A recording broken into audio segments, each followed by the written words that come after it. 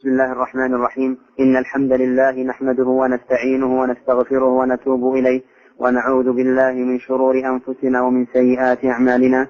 من يهده الله فلا مضل له ومن يضلل فلا هادي له، وأشهد أن لا إله إلا الله وحده لا شريك له، وأشهد أن محمدا عبده ورسوله صلى الله عليه وعلى آله وأصحابه أجمعين. أما بعد، فنشكر الله جل وعلا أولا، ثم نشكر فضيلة الشيخ العلامة المحدث ربيع بن هادي المدخلي حفظه الله تعالى على تفضله بإجابة هذه الأسئلة التي سوف تلقى إليه، وذلك في بيته حفظه الله تعالى. فنسأل الله جل وعلا أن يحفظ لنا شيخنا، وأن يسدد أقواله وأفعاله، وأن يكثر من أمثاله في هذه الأمة المحمدية، وولي ذلك والقادر عليه. ونستأذن الشيخ حفظه الله تعالى في طرح الأسئلة عليه. يقول السائل: ما رأي فضيلتكم بهذه المقولة: سلفية المنهج عصرية المواجهة؟ نعرف عن هؤلاء الذين يقولون هذه المقولة أنهم قطبيون، وأنهم قطبيون فعلا في المنهج، وهو منهج المواجهة. هذا المنهج المواجهة الذي يعتدون به ويتباهون به وأشرس وأضر على الأمة مذهب الخوارج العتاة، والحقيقة أنهم خصوم للدعوة السلفية وأهلها، فهم يحقرون الدعوة السلفية ويقولون: ما نريد سلفية يحارب من يعطل الصفات ولا يحارب من يعطل شرع الله. ما نريد. وقال عبد الرحمن عبد الخالق في سب العلماء، وعلى رأسهم الشيخ الشنقيطي رحمه الله تعالى، سخر منه وآذاه كثيرا، وقال: وعندي أمثلة كثيرة من هذا النوع، ونحن لا نريد هؤلاء المحنطون، ونريد يعني علماء مفكرين كذا كذا كذا كذا، أوصاف لا تنطبق إلا على شرار أهل البدع من أمثال سيد قطب. وسخر بالدعوة السلفية موجودة وبأهلها، وأنهم علماء عميان فرضوا أنفسهم على الأمة وفعلوا وجثموا على صدرها. وقال في موضع آخر: إن سلفيتهم تقليدية لا تساوي شيئا.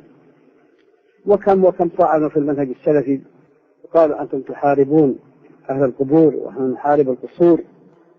هذا كله تشويه للدعوة السلفية وأهلها، وكلامهم كثير، وبلغ ببعضهم أنه يجاهر بتكفير بعض علماء المنهج السلفي، ومنهم من يسمي الشيخ الألباني بن باز الألباني بالثالوث، ومنهم من كفرهم علانية كالفزازي وقطبي محترق تكفيري، ومنهم من قال: إلى الجحيم يا ابن عثيمين خالدا فيها مخلدا أبدا. وهذا قال في أحد المواقع القطبية الهمجية الفوضوية. وحربهم كثير، وفي الحقيقة أن مواجهتهم أشد ما تكون المنهج السلفي وأهله. والآن قد هاجروا الحكام وسالموهم وعاشروهم وزاحموهم في مناصبهم، ووجهوا كلهم وكلكلهم إلى الدعوة السلفية وأهلها. ومن فتنتهم الخطيرة تعصبهم الشديد للسيد قطب، الذي هووا بهذا التعصب إلى ما هو أسوأ من غلاء غلو الإرجاء بكثير وكثير. فنحن عرضنا عليهم في كتبنا في أجوبتنا مطاعن سيد قطب في أصحاب محمد صلى الله عليه وسلم، وتكفير بعضهم، ورمي بعضهم بالنفاق، وتكفير الأمة، والقول بالحلول، ووحدة الوجود، والاشتراكية، والقول بأزلية الروح، وإنكار المعجزات بما فيها معجزة انشقاق القمر الذي اعترف به الروافض والخوارج والمعتزلة وكل أهل البدع إلا سيد قطب الغزالي، طبعا للنظام الملحد الزنديق. وكثير من الأفكار أفكار الزنادقة تبناها سيد قطب وبثها في كتبه، وهم مع الأسف يسمون أعماله تجديدية، وهو مجدد عن هدى. وما سمعنا في غلاة المرجئة من يصف من عنده عشر ما شاء سيد قطب من الضلال يصفه بأنه إمام هدى.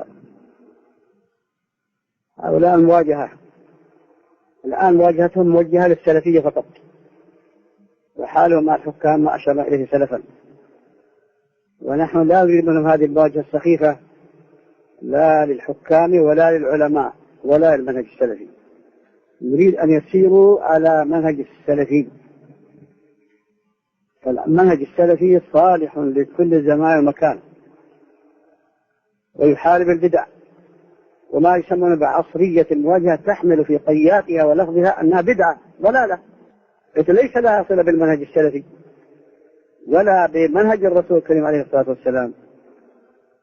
فهذه أنا نقول بدعة المواجهة، فهم يسلمون ضمنا بأنهم ابتدعوا هذه المواجهة وهي بدعة فعلا ولم يخترعوها كعادتهم، فإنهم ما هم إلا مقلدة، هم وشيخهم سيد قطب ما هم إلا أتباع للغرب والشرق، ما عندهم شيء يعني فهموه من كتاب الله أو من سنة الرسول عليه الصلاة والسلام، وإنما يعني اشتراكية وثورية وأشياء أخرى يعني ورثوها عن الغرب والشرق وعن الصوفية والروافض.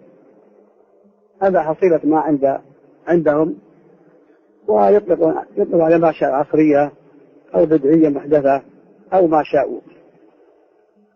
ونحن عندنا المنهج السلفي كتاب الله وسنة الرسول وفهم السلف الصالح، وهو صالح لكل زمان ومكان، وهو ما زال يمتاز بالحجة والبرهان والعلم والدين والإيمان والاعتدال والوسط والثبات، بينما نرى في الآخرين الطيش والسفه والتلبيس والكذب والتقية، خاصة في هذا المنهج الذي يسمونه عصرية المواجهة.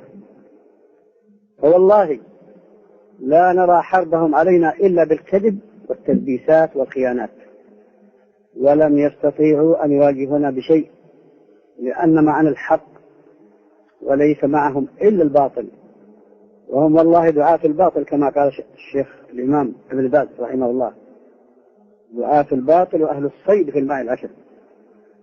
فلقد والله لخصهم ولخص دعوتهم في هذه العبارة الموجزة، فجزاه الله خيرا.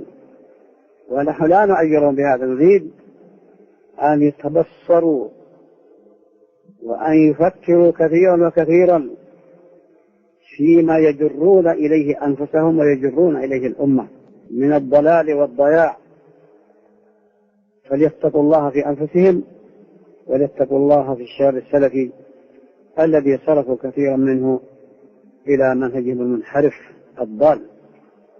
وكفاهم شرا أنهم يوالون من أهان الأنبياء والصحابة والعقيدة، ولو لم يكن من سيئاتهم إلا كتابه التصوير الفني لكفاه خزيا، ولكنهم قوم لا يعقلون.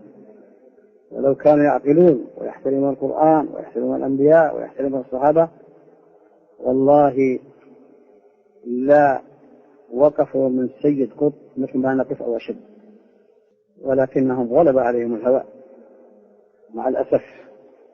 ومن أضل مما اتبع هواه بغير هدى من الله، ومن الناس من يجادل في الله بغير علم ولا هدى ولا كتاب منير. فوالله لا علم ولا هدى ولا كتاب منير. ولقد لخصهم الشيخ الألباني وقال إن هؤلاء عندهم حماس جاهلي وما ردوا على الشيخ ربيع بعلم أبدا.